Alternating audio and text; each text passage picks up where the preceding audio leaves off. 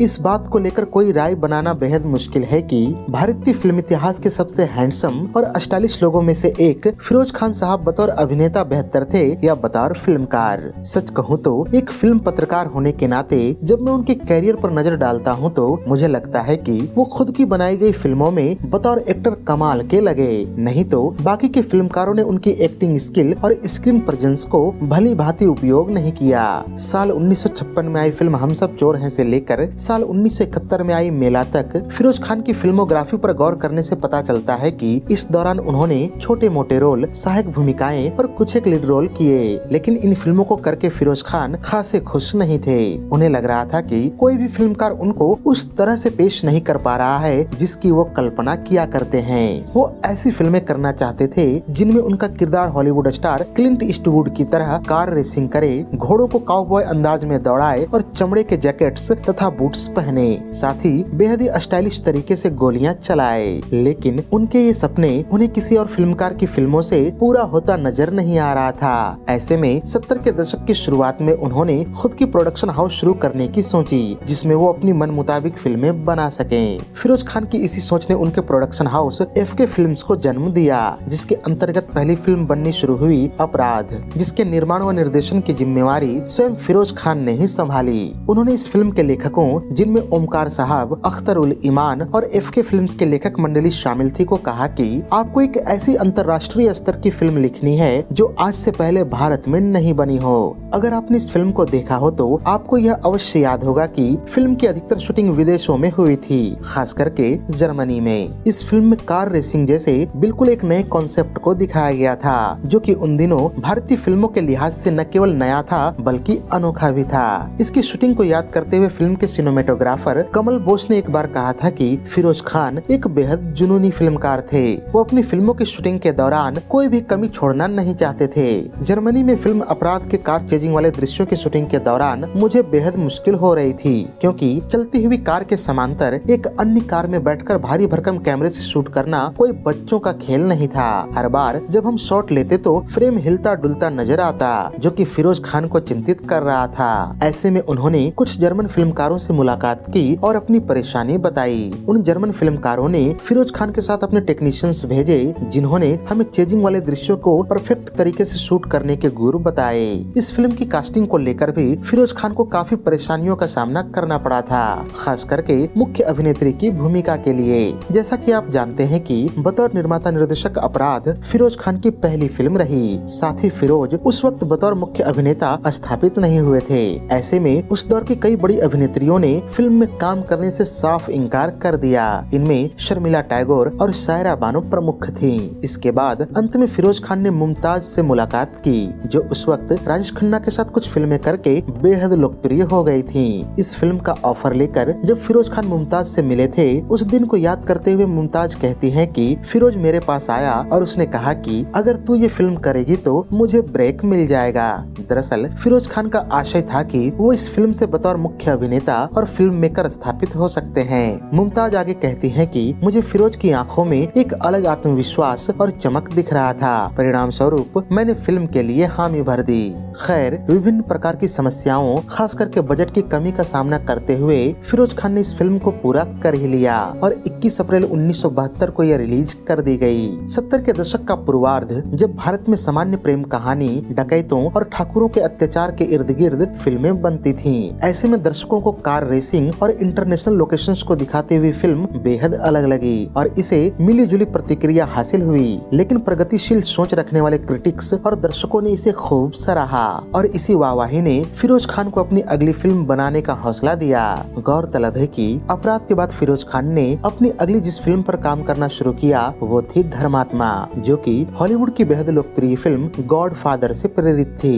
दरअसल साल 1972 में जब गॉडफादर अमेरिका में रिलीज हुई तो फिरोज खान उन चंद भारतीयों में से एक थे जिन्होंने इसे देखा था। उसी वक्त उन्होंने फैसला कर लिया कि वो इस फिल्म का हिंदी संस्करण लेकर अवश्य आएंगे।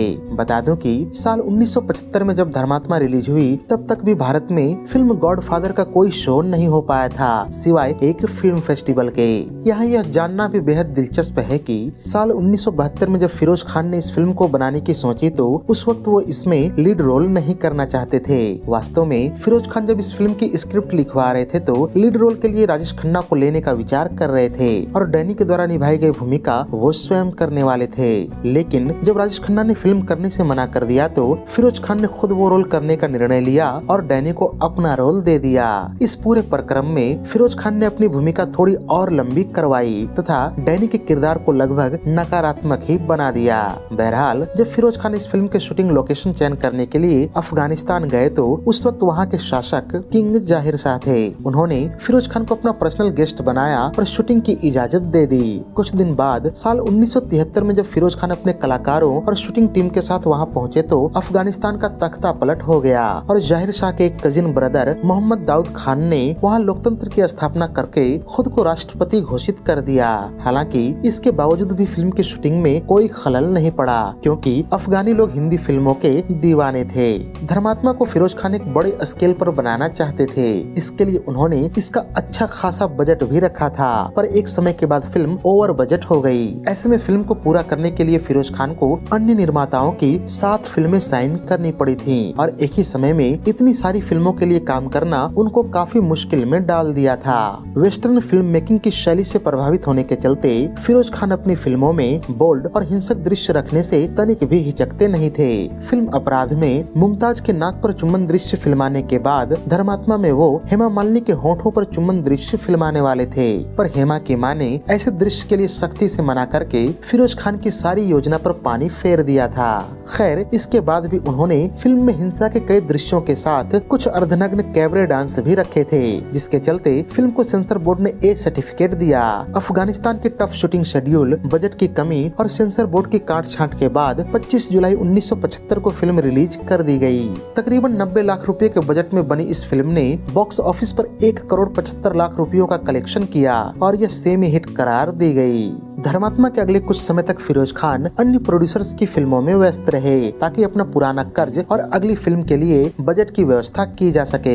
इनकी आगामी फिल्म रही कुर्बानी। इस फिल्म को फिरोज खान अपनी पिछली दोनों फिल्मों से भी बड़े स्केल पर बनाना चाहते थे, इसलिए उन्होंने इसके लिए उस दौर का सबसे महंगा कैमरा खरीदा जिसका दाम 23 लाख रुपए थे। बात करें फिल्म की कास्टिंग की तो खुद के अलावा वो इसके सेकंड लीड रोल में अमिताभ बच्चन को लेना चाहते थे, लेकिन उनके मना करने के बाद यह भूमिका विनोद खन्ना के हिस्से चली गई और फिरोज ने बतौर फीस उन्हें बॉम्बे टेरिटरी की प्रॉफिट शेयर देने का वादा किया।